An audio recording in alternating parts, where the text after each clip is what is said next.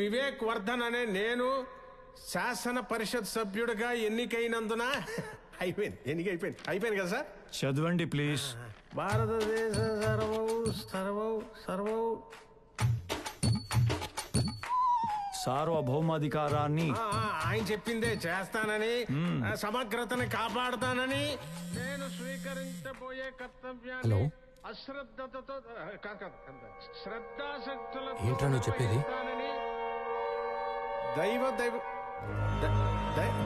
ఆపండి.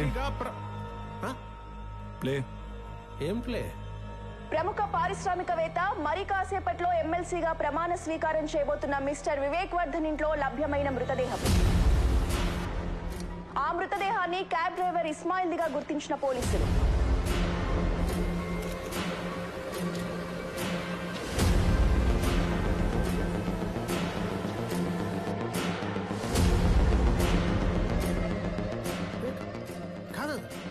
That's your farm house. You should know it, right?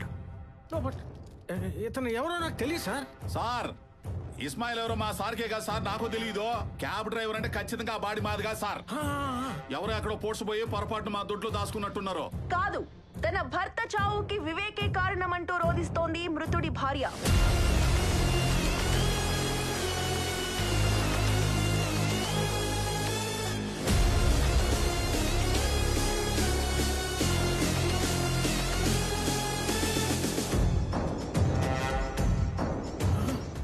Divakaram, ఎవరితో తెచ్చావురా? అమూల్య ఆ సచ్చినోడికి పెళ్ళం ఎలా ఇద్ది? నువ్వు వెళ్ళడుగు. ఉండి దీన్ని పని చెబుతున్నా. She's your wife, right? ఇదంతా ఏదోలా ఉంది. ముందు ఈ paper. No, wait. Let her speak. ఆ వివేక్ నా మీద కన్నేసి నా భర్తని కొట్టి చంపి తన్ని పెళ్లి చేసుకోకపోతే నా కూతుర్ని చంపేస్తానని బెదిరించి నన్ను షాదీ చేసుకున్నాడు. లేదు, తను అబద్ధం చెప్తాను సార్. చూడండి, ఆ వివేక్ పిఏ దివాకరం ఫోన్ చేస్తున్నాడు. మీరే వినండి ఏమంటాడో. అమూల్య, బొరక వేసుకుని ఏం చేస్తున్నావు అసలు అక్కడ నువ్వు? నేను అమూల్య ఏంట్రా ఎదవా? మేరా నామ్ శైలా బాను, ఇస్మాయిల్ కా బీవీ హూ మే. బీపీఓ ముందు అర్జెంట్ గా అక్కడి నుంచి వచ్చి రా. రాకపోతే ఏం చేస్తారా? రాకపోతే చుట్టు పట్టుకుని ఇడ్చుకొస్తారు మా వాళ్ళు, తెలుసునా? మా సార్ దగ్గర ఉంది మామూలు రోడీలు అనుకుంటామేమో, కిరాతకులు ఒక్కొక్కళ్ళు. రమ్మంటావా? రమ్మను, నేను ఇక్కడే ఉంటా. నీకు ఆ వివేక్ గాడికి ఉరి శిక్ష పడే వరకు మే ఏ జగ పే బైఠీ హూ. ఏంటే తొక్కలో ఒక శవాన్ని పెట్టుకుని ఓ రెచ్చిపోతున్నావో? అటువంటి 20 శవాలను పూడ్చిన చెయ్యిదే. మా సార్ కనుసైగ చేయలే గానే గడ్డి మేత కోసినట్టు పేకలను కోసి పూడ్చి పెడతా. రేయ్, నీ బెదిరింపులకు భయపడే బేగం కాదురా ఈ శైలాబాను. బొంబాయి శైలబాను, మర్యాదగా అక్కడి నుంచి రాకపోయావో నైట్ కి మీ ఆయన పూడ్చిన ప్లేస్ లోనే నువ్వు ఉంటావు. సెట్ చేస్తున్నాను సార్, 2 నిమిషాలు ఆగందా. చెప్పు. ఇదిగో మొత్తం పెంట చేసావు. ఏమైందయ్యా? ఫోన్ లో సీక్రెట్ గా మాట్లాడుకుంటుంటా. నీ సీక్రెట్ అక్కడ చూడు. చెప్పరా, ఇంకా ఏమేం చేశారో, ఎవరెవరిని చంపారో చెప్పు.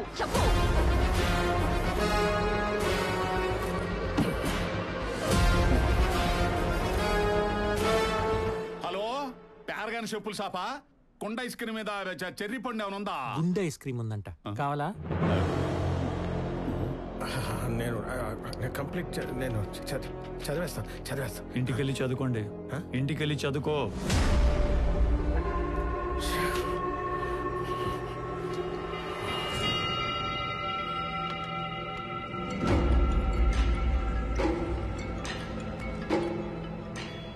హలో రే, లైవ్ లో చూడలేకపోయిన నీ మొహంలో రంగులు టీవీలో ఇంకా కలర్ఫుల్ గా కనపడుతున్నాయి.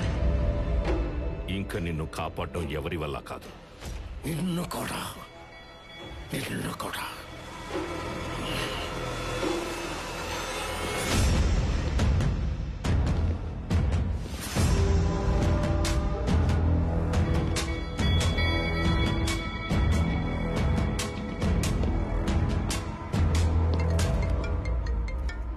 హలో,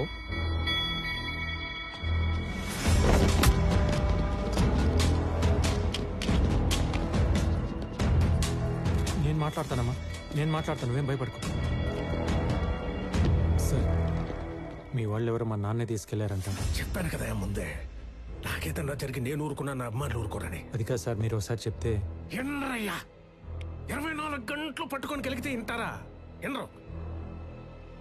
ఆ పనికి మాలిన తండ్రిని లైట్ తీసుకుని నా బెయిల్ పని చూడు. కావలసినంత క్యాష్ తీసుకొని ఇమోషన్ తొక్కాయి. సార్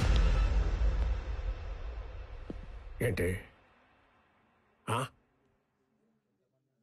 ఆ క్యాష్ ఏదో అన్నారు కదా, ఒకసారి ఫిగర్ ఎంత ఫైనల్ చేసేసి.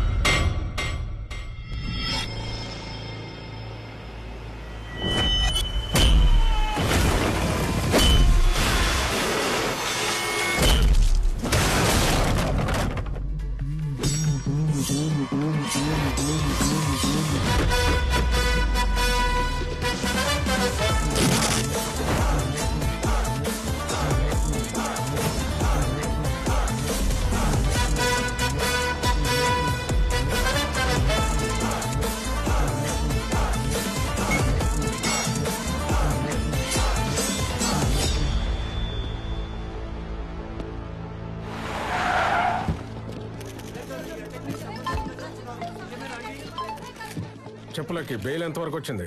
చాలా కష్టం సార్.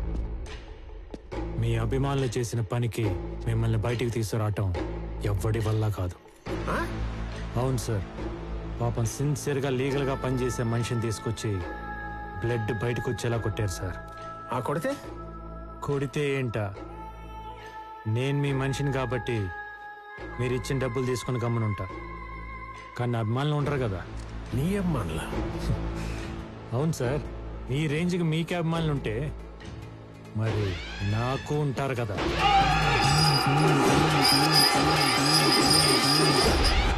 Hard core fans.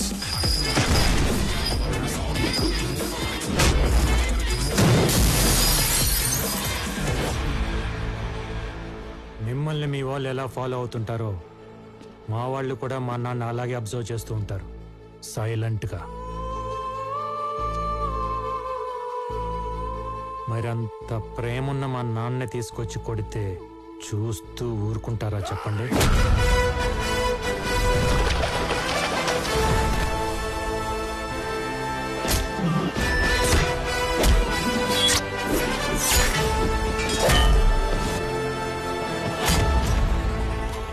అందులోనూ అభిమానులంటే మీ వాళ్ళలాగా ట్విట్టర్లో ట్విట్లు వేసుకొని ట్రోల్ చేసుకునే సోషల్ మీడియా బ్యాచ్ కాదు సార్.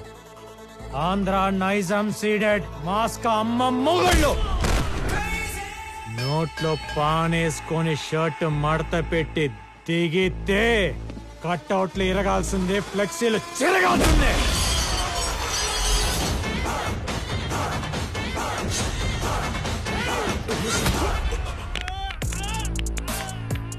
అన్నట్టు మీకు చెప్పడం మర్చిపోయా, నా ఫ్యాన్స్ లో ఒక సైకో నా కొడుకున్నాడు. వాడికి మా నానంటే మరీ పిచ్చి. ఈ లచ్చిగాడి కత్తి పట్టుకొని మా నాన్న పడవటానికి వస్తే వాడిని కొట్టాడు చూడండి. మీరు అలాగే లైన్లో ఉండండి సార్, చెప్తా.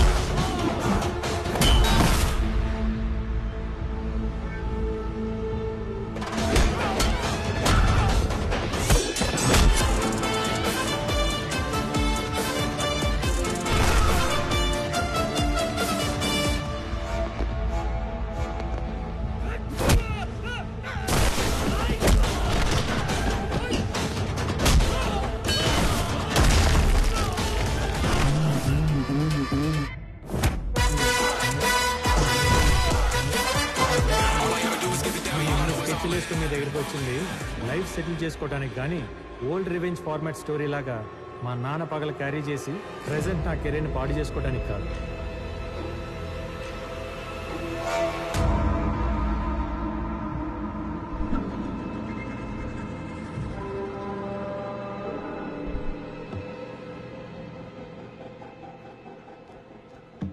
ఏంటి అలా చూస్తున్నావు? వీడికి నాకు ఫ్లాష్ బ్యాక్లో ఫేస్ టు ఫేస్ ఇంత పరిచయం లేదు, ప్రెజెంట్లో పగ పుట్టించేంత గొడవలు లేవు. మరి ఇంత రివర్స్ అయ్యాడు ఏంటనా? మీకే కాదు ఆయనకు కూడా సేమ్ ఫీలింగ్. కన్నా తండ్రిని కూడా చూడకుండా కోర్టులో అందరి ముందు అవమానించి బయటికి తోసేసిన కమర్షియల్ నా కొడుకు ఒంట్లో ఫాదర్ అంటే ఇంత ప్రేమ ఉందా అని, వీటిలో ఇన్ని ఎమోషన్స్ ఉన్నాయా అని. కదనా? నీకు విషయం చెప్పనా, మీ అందరికంటే నాకే ఎమోషన్స్ ఎక్కువ. కానీ అవన్నీ బయటికి కనిపించకుండా పైకి పైసల్ క్యాండిడేట్లా కవర్ చేసుకుంటూ తిరుగుతుంది ఈ డే కోసమే. ఎందుకో చెప్పనా?